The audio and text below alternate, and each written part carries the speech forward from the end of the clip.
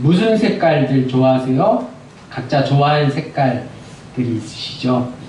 저는 파란색 계열을 좋아합니다.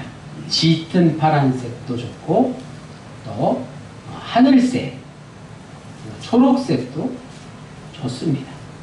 저 같은 사람에게 우리 마을 덕암리 이 행경마을과 또 이곳에 자리 잡은 덕암 명문은 천국과도 같습니다. 온통 주위가 파란 색깔. 잘 아시다시피 늘 푸른 나무와 넓은 하늘을 언제나 볼 수 있기 때문에 천국과 같습니다. 지난주 비가 계속 내려 산책을 많이 못했는데 수요일, 금요일 2번 그래도 잠시 비가 내리지 않을 때 소강 상태일 때 조금 비를 맞아가면서 또 궁금하기도 하고 해서 뒷산에 다녀왔습니다. 천둥번개가 그토록 많이 쳤는데 나무들이 그런대로 잘 버텼습니다. 특별히 달라진 게 없는데 한 가지 뭐가 변했을까요? 산에 나무들이 잘 있더라고요. 근데 달라진 게 하나 있어요. 물이 많아졌죠. 냇물이 그냥 막 물이 막 콸콸콸콸콸콸콸 흘러내리더라고요. 여기서 저는 평소에 물에 별로 관심이 없었는데 폭우가 쏟아진 한 주간 이 물에 대해서 많이 생각해 볼 수 있었습니다. 물이 얼마나 소중한 것인가 한 주간 깨달았습니다. 물은 가뭄이 들어 없어도 소중한 줄 알지만 이번 주처럼 물이 너무 많아서 홍수가 나도 물이 중요하다는 것을 알게 됩니다. 오늘 우리가 읽은 시편 52편을 그저 단순히 하나님 말씀 잘 듣고 하나님 말씀대로 살라 이렇게 만 들으면 착하게 살라 라고만 생각하면 뭐 별 감흥이 없습니다. 반드시 놓치지 말아야 할 하나님의 말씀이 숨어 있습니다. 그 속으로 들어가 보겠습니다. 1절 말씀에 아주 중요한 말씀이 숨어 있습니다. 포악한 자여, 내가 어찌하여 악한 계획을 스스로 자랑하는가? 하나님의 인자하심은 항상 있도다. 하나님의 인자하심은 항상 있도다. 김혜자 부기님 많이 추우신가 봐요. 에어컨 잠시 끌게요. 내 혀가 심한 악을 꾀하여 날카로운 삭도 같이 간사를 행하는도다. 자, 1절 말씀이 중요하다고 그랬어요. 1절 말씀이 모든 것을 다 말씀해 주고 있어요. 두 가지가 서로 대조되고 있죠. 포악한 자들이 자기 계획을 자랑하고 있습니다. 인간의 자랑, 거기에 대비되는 것은 바로 무엇이라고요? 뭐가 있다고요? 하나님의 인자하심이 있다는 거예요. 세상에 포악한 사람이 많지만 인간은 악하지만 하나님의 인자하심이 있다는 것을 기억해야 한다는 것입니다. 우리는 평생 자기 자랑을 하며 살기에 바쁩니다. 선한 거라 하더라도 결국 자랑으로 떨어질 수 있는데 인간의 자랑과 거기에 반대되는 하나님의 인자하심이 극단적으로 대조되고 있습니다. 제 아무리 아니라 해도 하나님 보시기에 악한 계획을 스스로 자랑하는 것, 이런 것으로 인간은 결코 영적인 만족, 구원을 얻을 수 없습니다. 반면에 우리의 영적인 만족, 구원은 무엇에 의지할 때? 하나님의 인자하심에 의존할 때만 가능하다는 뜻이 됩니다. 악한 계획까지도 자랑하는 인간의 모습. 아무리 좋은 계획이라도 그걸 무리하게 지나치게 계획하고 또 다른 사람에게 자랑하다 보면 악한 계획일 뿐이라는 말씀입니다. 그게 참 파렴치하다고 생각되지만 사실 그러한 일들이 우리 주변에서 많이 일어납니다. 더 심각한 것은 파렴치한 일도 반복하고 반복하면 스스로 파렴치하다고 느낄 수 없게 되는 것입니다. 조폭들을 보세요. 조직폭력배들이 서로 영역을 확장하기 위해서 사람들을 위협하고 심지어는 살인까지 일으키지 않습니까? 그 조폭과 별 다를 바 없는 조직들이 얼마나 세상에 많습니까? 기업들도 악한 계획들이 있지 않습니까? 정치인들과 타협해서 부당 이익을 얻지 않습니까? 치열한 경쟁에서 살아남아야 하니까 그럴 수밖에 없을까요? 지성 있는 집단에서도 마찬가지입니다. 어쩌면 교회도 마찬가지죠. 그 안에서 벌어지는 악한 계획들을 당연하다고 생각하고 그것들을 잘 성취하는 걸 자랑 삼아 말하는 것은 하나님의 인자하심에 반대되는 일입니다. 여기서 우리가 생각해 볼 게 더 있습니다. 악한 계획만이 아니라 선한 계획도 그게 자랑거리가 되면 영적인 만족이 될 수 없다는 것입니다. 자랑이라고 하는 게 참 문제입니다. 이걸 피할 수 없어요. 자신이 뭔가를 좀 알면 그걸 드러내고 싶어 합니다.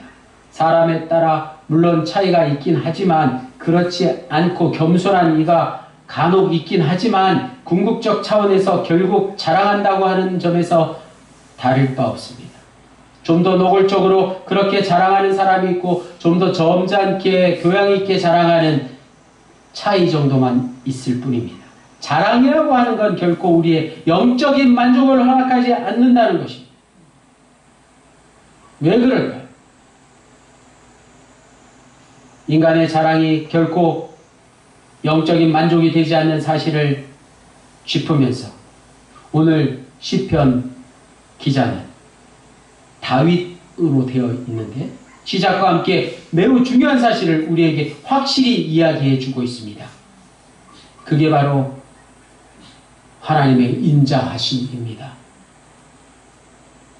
악한 계획을 스스로 자랑하는 것은 아무리 자랑한들, 아무리 떠들어본들 가을에 낙엽이 떨어지는 것처럼 다 사라지고 맙니다. 그러나 하나님의 말씀은, 하나님의 인자하심은 영원한 것입니다. 따라서 인간은 사라져버리는 것에 관심을 둘 게 아니라 영원한 것에, 항상 있을 것에 삶의 무게를 놓을 때 영적인 만족, 영혼의 안식을, 구원을 얻을 수 있습니다. 그 말씀이 1절 말씀이. 더 나아가서 3절에서 5절까지 내가 선보다 악을 사랑하며로 시작해서 악인의 모습을 구체적으로 말씀하고 있습니다. 악인은 결국 하나님이 영원히 멸하실 존재에 지나지 않습니다. 1절에 이어서 계속해서 7절까지는 악인과 의인을 대조하며 의인을 강조하고 있습니다. 6절부터 의인에 대한 말씀이 나오죠. 의인이 보고 두려워하며, 의인이 두려워한 것은 하나님을 두려워한 것입니다. 하나님을 경외하는 자가 의인이라 칭함받습니다. 그리고 의인이 그를 비웃어 말하기를, 의인이 비웃은 것은 악인입니다. 이 사람은 하나님을 자기 힘으로 삼지 아니하고 오직 자기 재물의 풍부함을 의지하며 자기 악으로 스스로 든든하게 하던 자라고 고백하고 있습니다. 솔로몬은 시편 기자를 포함한 자들을 통해서 고난을 많이 받은 이들이었습니다. 악인에게 시달림을 많이 당한 이들이었습니다. 그러나 의인은 악인을 두려움의 대상으로만 여기지 않았다는 사실이 중요합니다. 그를 비웃었다고 6절에 말씀하고 있습니다. 한편으로는 두려움이지만 그를 향해서 두려워하는 것으로 그치지 않고 비웃어 말했다는 것입니다. 이건 자신감의 표현인 것입니다. 비록 포악한 자 때문에 두려움이 있다 할지라도 포악한 힘과 간사한 혀 이런 게 아무것도 아니라고 여길 수 있는 영적인 경지에 이르게 된 것입니다. 그게 진정한 의인의 모습입니다. 의인이 포악한 자를 향한 생각은 이런 것이었습니다. 의인은 하나님을 자기 힘으로 삼지 않고 오직 자기 재물을 의지하며 자기 악으로 스스로 든든하게 하는 악인의 실상을 꿰뚫어 본 것입니다. 악인의 모습이 겉으로 보기에는 좋아 보여도 속으로는 실상은 그렇지 않다는 것을 알고 있었던 것입니다. 기억하십시오. 의인은 세상의 악을 비웃을 줄 아는 능력을 가진 사람입니다. 세상에 악이 난무하다 할지라도 우리는 그 악을 두려워할 것이 아니라 비웃을 줄 알아야 합니다. 8절에서 9절 금주의 요절 말씀이 8절입니다. 우리 다 같이 8절에서 9절까지 한 번 더 읽겠습니다. 시작. 그러나 나는 하나님의 집에 있는 푸른 감람나무 같으며 하나님의 인자하심을 영원히 의지하리로다. 주께서 이를 행하셨으므로 내가 영원히 주께 감사하고 주의 이름이 선하심으로 주의 성도 앞에서 내가 주의 이름을 사모하리이다. 아멘. 오늘 이미정 부교님의 기도 서두에 이런 내용이 있었던 것 같아요. 그래서 기도를 들으면서 참 은혜를 받았어요. 푸른 감람나무. 생각만 해봐도 너무나도 아름답지 않습니까? 여기서 푸르다는 것은 건강하다는 뜻입니다. 재물과 악으로 자기 삶의 토대를 삼으려고 애썼던 악인의 모습에 비해 의인은 한마디로 하나님의 집에 있는 푸른 감람나무 같다고 노래하고 있습니다. 푸른 감람나무 말이에요. 감람나무는 올리브나무, 기름 열매를 맺는 나무 아니겠습니까? 우리로 말하면 참깨, 들깨 지금 얼마나 많이 지금 들에 밭에 자라고 있습니까? 참 귀한 나무지 않습니까?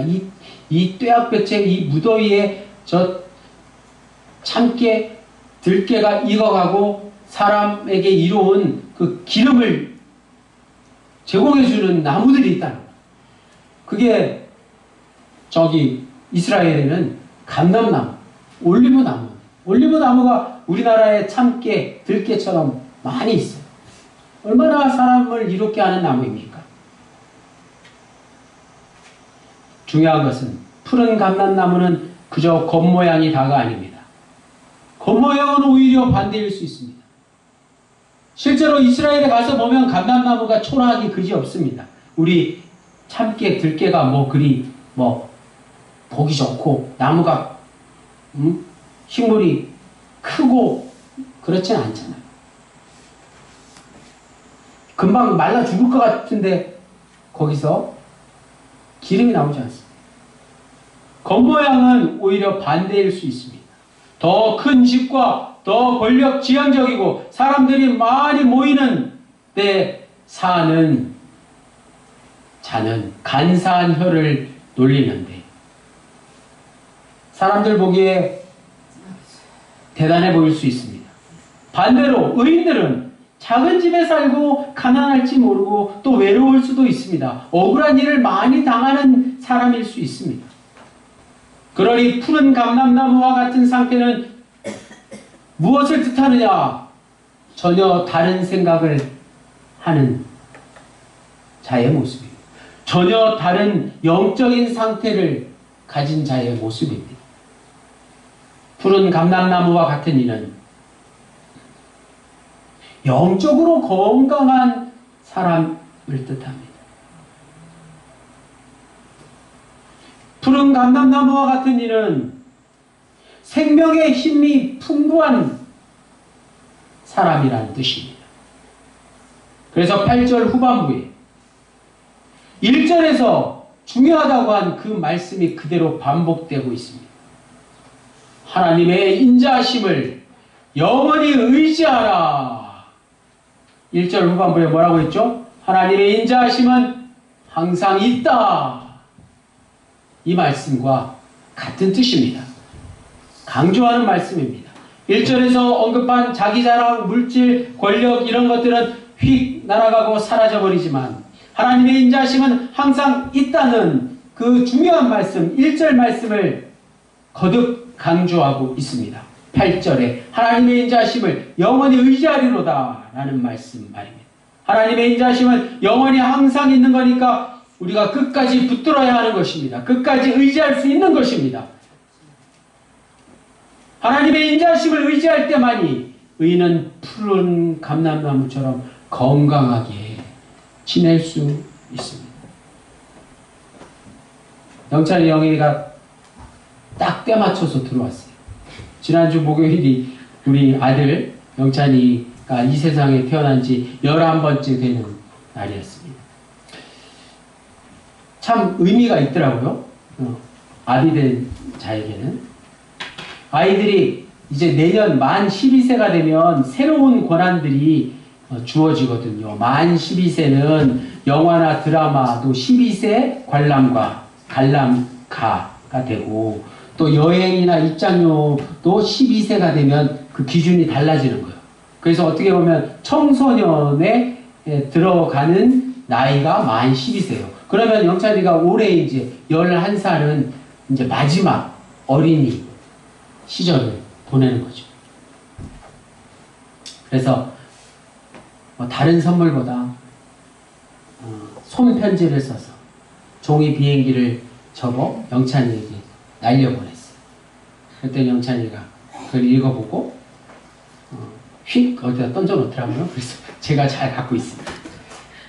저를 비롯한 모든 기독교 가정의 부모는 비슷한 고민이 있습니다. 우리 자녀들이 신앙을 유산으로 이어갈 수 있을까 하는 고민이죠. 저는 우리 자녀들에게 다른 거 다 그만두고 오늘 시편 52편 1절 8절에 나오는 인자한 아버지로 기억될 수 있기를 진심으로 기도합니다. 인자한 아버지, 하나님의 인자하심을 아비를 통해서 조금이나마 자녀들이 보았으면 좋겠어요. 그러려면 어떻게 해야 되나? 저는 아이들에게 물같이 소중한 존재로 기억될 수 있기를 바랍니다. 물 같은 존재 말이에요. 한 주간 내내 저는 물 걱정, 물 생각뿐이었습니다. 마침 어제 주말 아침에 안 그래도 정신없는데 집에 물이 안 나왔어요. 물이 딱 끊기는 거예요. 영찬이가 화장실에서 아빠 물 안 나와요. 물 안 나오는 거 아세요? 그래서 막 뭐 하려다가 당장 펌프를 이렇게 확인해 봤더니 펌프 그 부속, 전원부 그 부속이 문제가 생겨서 제 힘으로는 어떻게 할 수가 없어서 얼른 그 모터 설치하신 그 할아버지, 어르신 기사님을, 연산리에 계신 분을 호출해서 그 비가 와서 안 오시려고 하는 거를 어떻게든 달래서 오셔가지고 전원부를 교체해서 바로 수리를 했어요. 얼마나 다행인지 몰라요. 주말 아침부터 물이 안 나왔어 봐요. 아무것도 못해요. 사람은 물이 없으면 살 수가 없더라고요. 불이 없어도 못 살지만 물이 없으면 진짜 답답해 죽습니다. 씻지도 못하죠. 더운 여름에 설거지도 못하죠. 빨래도 못하죠. 화장실도 못 가요. 또 애들 친구들은 또 온다고 그러죠. 아무것도 못하게 되는 거예요. 물이 없으면. 물이 또 많아도 난리잖아요. 전국에 물난리가 나서 그 물 때문에 지금 얼마나 많은 분들이 어려움을 당하고 얼마나 많은 구호팀들이, 구세군의 긴급 구호팀들이 전국적으로 지금 구호 활동을 펼치고 있습니다. 하나님이 바로 이 물과 같은 존재이지 않습니까? 물 없이 못 산다. 그 말은 하나님 없이 우리는 살 수 없다는 말과 같은 것입니다. 하나님이 비를 내려주지 않으시면 못 사는 거예요. 하나님이 비를 많이 내려주시면 우리는 못 삽니다. 하나님의 인자하심이 그래서 우리에게 중요한 것입니다. 적당하게 비를 내려주시는 것. 하나님의 인자하심은 우리 인생에서 물같이 소중한 것입니다. 평소에 잘 깨닫지 못하지만 물이 없거나 물이 너무 많으면 물보다 더 소중한 게 없다는 걸 비로소 알게 됩니다. 사랑하는 더감정부의 그루님들, 사랑하는 우리 영찬이, 영인이, 리모컨이 여기 있어. 우리는 하나님의 집에 심겨진 푸른 감람나무와 같은 자들입니다. 그런 존재들이에요. 하나님의 집에 거하는 푸른 감람나무입니다. 하나님 없이는 살 수 없습니다. 또 감람나무는 어떻게 한다고요? 사람을 이롭게 한다. 옆에 사람을 이롭게 하는 존재들이에요. 하나님의 인자하심을 닮은 자들이 바로 오늘 우리들입니다. 모든 이들에게 물과 같이, 감람나무와 같이 소중한 존재로 살기를 원합니다. 오늘 말씀을 통해서 다시 한번 하나님의 인자하심을 영원히 의지하십시오. 하나님의 인자하심은 이 성경책에 잘 기록되어 있습니다. 하나님의 인자하심은 항상 영원히 있습니다. 이 말씀이 우리네 인생 가운데 늘 기억되시기를 주님의 이름으로 간절히 축원합니다. 기도드리시겠습니다. 주님, 우리네 삶의 자리에서 자신의 삶을 자기 웅덩이에 빠뜨려 썩어져가는 인생, 악신하는 삶을 사는 게 아니라 하나님의 집에 거하며 하나님을 통해 물과 생명을 공급하다 생명이 풍성한 삶을 사는 푸른 감람나무로 남은 생을 살게 해주십시오. 모든 말씀을 예수 그리스도의 이름으로 기도드립니다.